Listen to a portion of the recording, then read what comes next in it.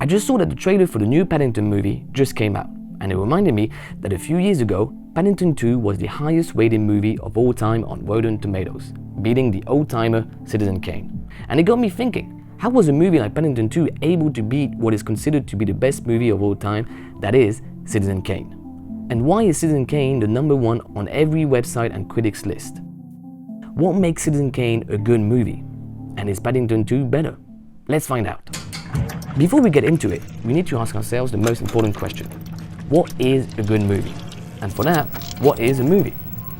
If we look at the first definition that Google provides us, a movie is a story or event recorded by a camera as a set of moving images and shown in a theater or on television.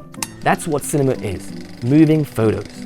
And our eyes got used to 24 frames per second. This came after many different experiments and types of moving pictures that we had access to. That's the original form of cinema. Photos placed together, showing us movement. And the first movies that we had were just tests in a way. What we had was little films from the creators of cinema, Auguste and Louis Lumière, filming a child, a train approaching a station, or anything that was just ordinary. And then we started seeing people getting creative with the art form, showing a man stepping on the garden hose that will eventually water the man using it. We now have storytelling, upgrading what cinema is.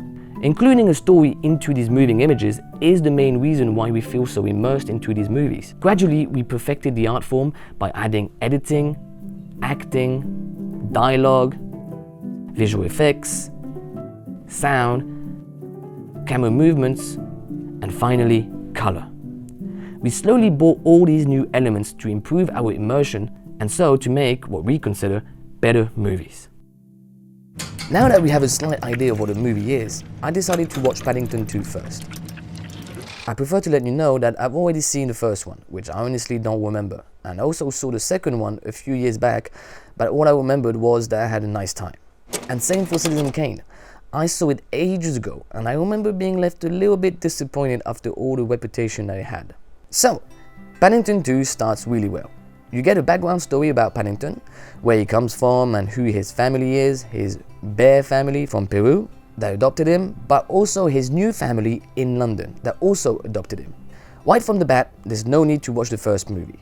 We have everything we need, every information about every character in a very well-paced introduction. We're immersed in this neighborhood and learn who Paddington is and how great he makes everyone's life better. The building of the universe is very solid and we believe in it. It feels like we're part of the family already. After discovering Paddington's world, we get straight into the main plot. Paddington wants to buy a birthday gift for his Aunt Lucy. He finds the perfect gift in this antique store, a book about London, as she always wanted to travel there. But unfortunately, the book is expensive and he hasn't got enough money. So, without waiting, he gets a job as a barber. We get a funny scene where he fails at cutting this old man's hair and then gets fired. We then get introduced to the main villain of the movie, Phoenix Buchanan, played by Hugh Grant. After getting on stage and interacting with the famous washed-out actor of this universe, Paddington reveals that he wants this book for his Aunt Lucy. Right away, we notice Buchanan's interest in the book. After being introduced to the obviously soon-to-become main villain, we have more of Paddington working and saving money for the book. We get a nice little montage of him cleaning windows and gathering more and more money. After a day, or maybe a week or a month of cleaning windows, Paddington walks by the antique shop. He notices some rumble and discovers that someone is stealing from the shop. Paddington chases after the burglar through the streets of London in an epic scene. But the burglar gets away and Paddington is being accused of stealing from the shop. He goes to jail after a very short trial in front of a judge with a familiar face. Once in jail, he manages to change the menu of the canteen after a little fight with the chef. The chef falls in love with Paddington's favorite food, marmalade, and decides to make more for everyone. In the meantime, the Brown family is investigating the stolen book, discovering that it's Buchanan, the burglar, and that he's after a treasure dating from a couple generations earlier. Buchanan goes looking for the secret letters at each location from the book to open the safe from this musical carriage, getting the treasure that his grandfather tried before but failed. The Browns go to the police to explain it all, but they don't believe them, saying they need solid evidence. The Browns notice that the visiting time for the prison is over, and Paddington thinks that he's been forgotten by them. That night, he accepts to escape prison with his new friends. He then gets abandoned again, by his friends this time, and wants to be back home with his family. After calling them, they go after Buchanan and the treasure. Their goal is to get the book back with his fingerprints on it, so they can prove Paddington's innocence.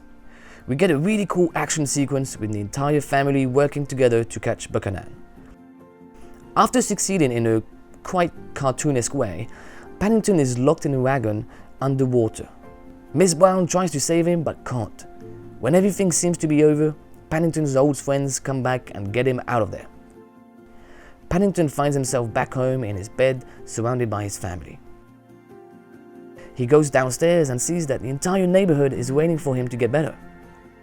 He realizes that today is his Aunt Lucy's birthday and that he forgot to send the book. Miss Brown tells him, "Why look at London in a book when you could see the real thing?" Paddington is finally reunited with his aunt, and we finish the movie on one of the most heartwarming shots I've ever seen. Happy birthday, Aunt Lucy. The movie is very simple and straightforward. We're not overwhelmed with much information or side quests.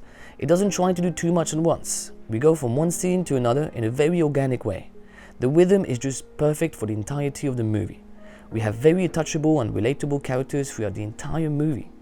The dialogue is well written and the plot is simple and efficient. They managed to make a very universal movie made for everyone to enjoy.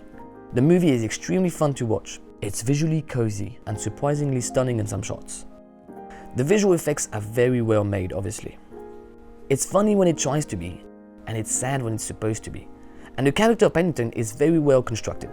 We have a character that is so pure and innocent that it's impossible to not like him. He represents everything that we should be.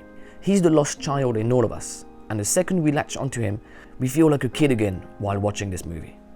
He's here to remind us how we need to be in life, just to be nice and enjoy what we have. Everywhere he goes, he makes the world better and more joyful, and once he's gone, the world goes grey and dull. Honestly, there's not much to say about the movie, other than it's a great movie for kids where they can learn a lot, especially on behavior, that it's okay to make mistakes, and on relationships. And it's also extremely enjoyable for adults. It's always fun to see an alien character trying to figure out how to function in our world. It's an extremely heartwarming movie that I think anyone can enjoy, and especially be surprised by how good this movie is. Now, let's jump into his competitor, Citizen Kane. Obviously, the movie is quite old now. It came out in 1941 and was directed by the very famous Orson Welles. The movie starts in a very slow and dramatic way. We have multiple shots of a private property showing how big it is. We get closer and closer to this manor. We finally enter the manor that we see in almost every shot. A silhouette of a man laying down appears. We're now so close that we're able to hear his last word before he dies. Rosebud. He gives his last breath and drops a crystal snowball, which shows us in the reflection a woman discovering the dead man. We just got introduced to the main character in the most mysterious way, but also to the style of the movie. We then get thrown into a short fictional documentary about our main character, Charles Foster Kane. It makes us immersed straight away into this fictional world, making us feel like all of this is real.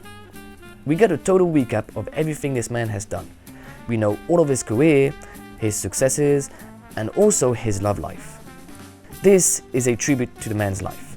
But then the documentary stops, and we enter a very dark room of journalists discussing the last word Charles Kane said before he died. Rosebud. Sure, the documentary is good, but we need to know what the word means. Who is Rosebud? What is Rosebud? We need to really get into the man's life and not just talk about what the world already knows.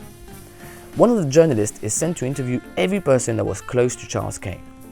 One by one, we get the chance to explore in depth who Charles Kane was. We get every point of view of all his close relatives, from his colleagues to his love partners. We discover so much more about Charles Kane than what we get from the short documentary. This little doc helps us during the entire movie to replace each chapter of his life during the interviews where the side characters talk about him. Just with this technique, Orson Welles managed to hook us in a very unique way. We're always going to be engaged and focused and always trying to reconstruct Charles Kane's life. Unlike with Paddington 2, there's no real need for me to go in depth with the story. As I said, we get more and more information about Charles Kane. Interview after interview, we grow to love and hate more the character. We get closer and closer to discover the answer. And for this one, I'm not going to tell you how it ends, because I think it's worth jumping into it without knowing the end. This movie is the first of its kind.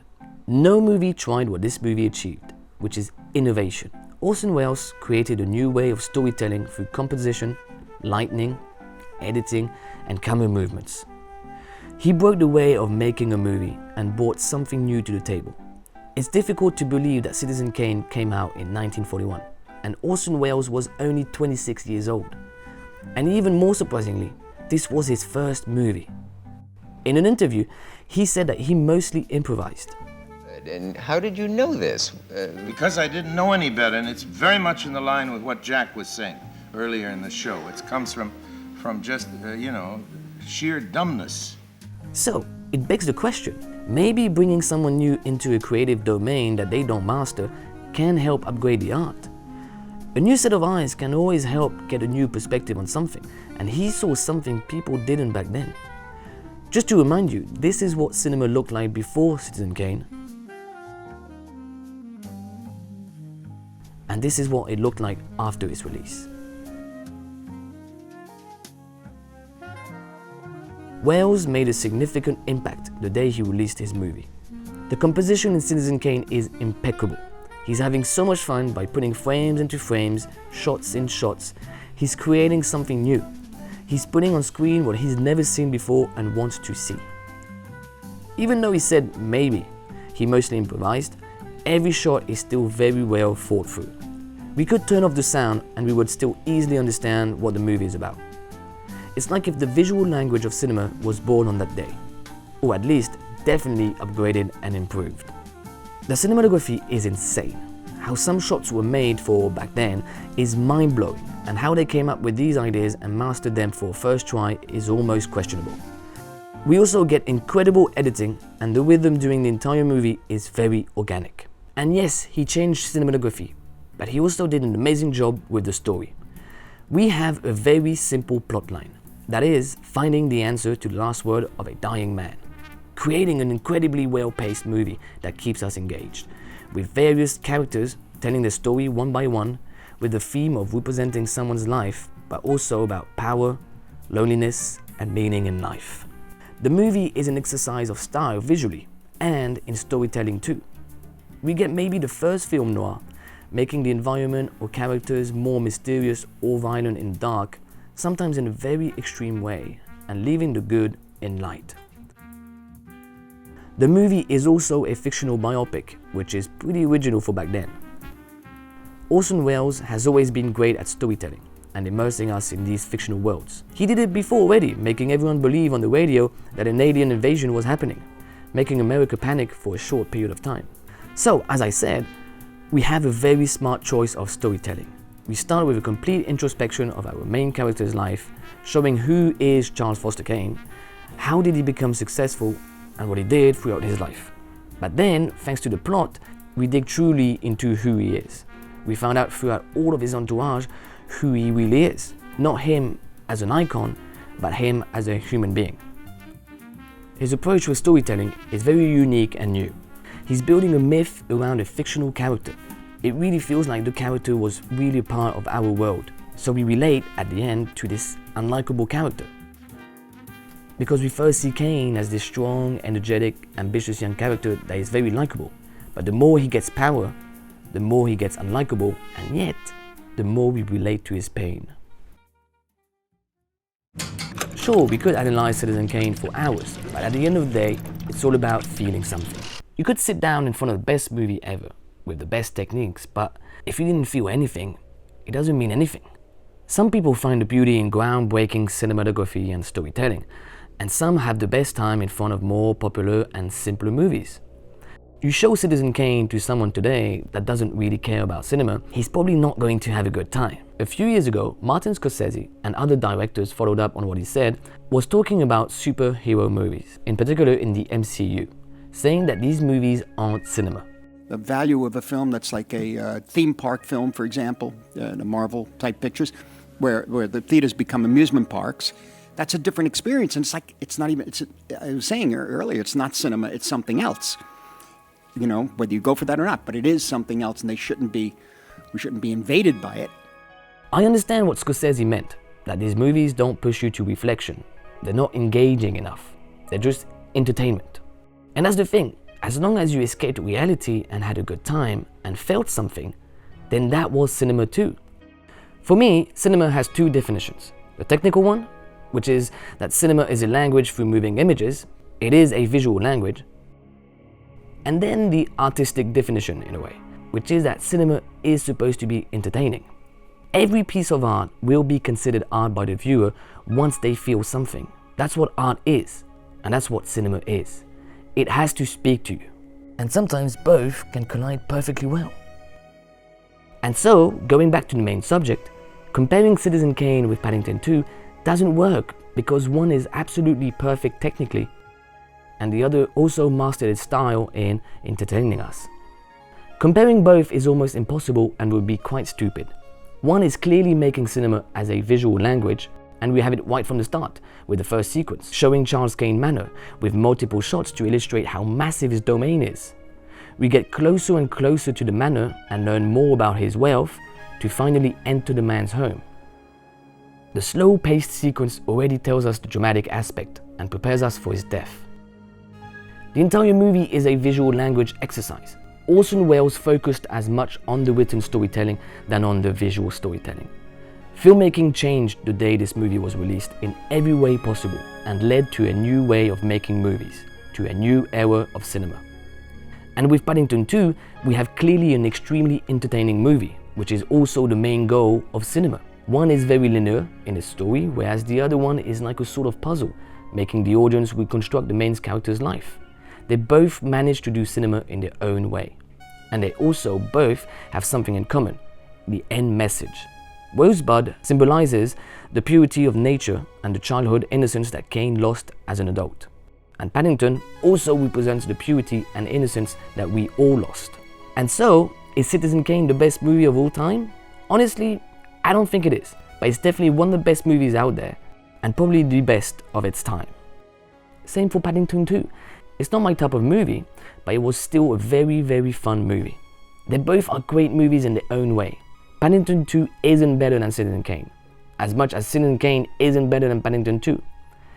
Every list I see is the same, and yet most people out there today haven't seen or maybe liked these types of movies like Citizen Kane. There's so many elements that will make a movie good or better than another one. But saying that Paddington 2 is the best or Citizen Kane is better is stupid, because of all the elements that create the immersion and also just simply because of subjectivity. That you like or dislike Citizen Kane is totally understandable, but I think it's important to watch it and acknowledge what this movie achieved. And maybe Paddington 2 wasn't as groundbreaking as Citizen Kane, but it definitely made an impact into people's hearts. I highly recommend you watch both of them. And yes, Paddington 2 was rated the best movie of all time for a short period of time. And when you look at it on the scale of time since cinema was created, its position as the best movie didn't last long compared to the undisputed masterpiece that is Citizen Kane.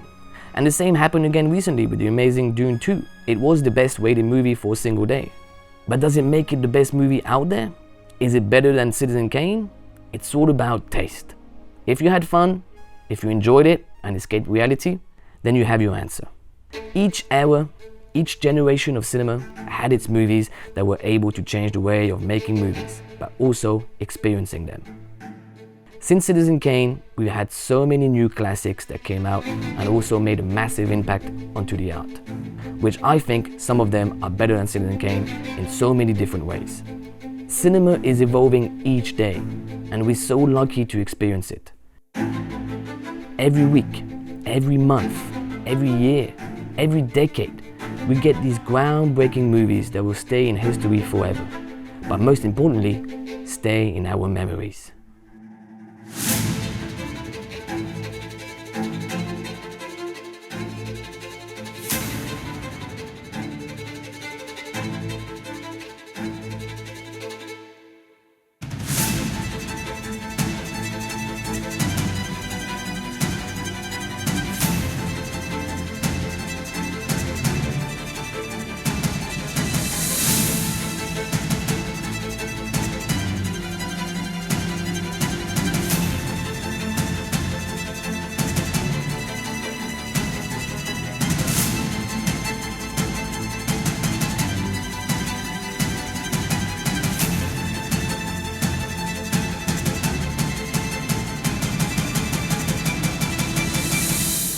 So now, what will be the next step in cinema?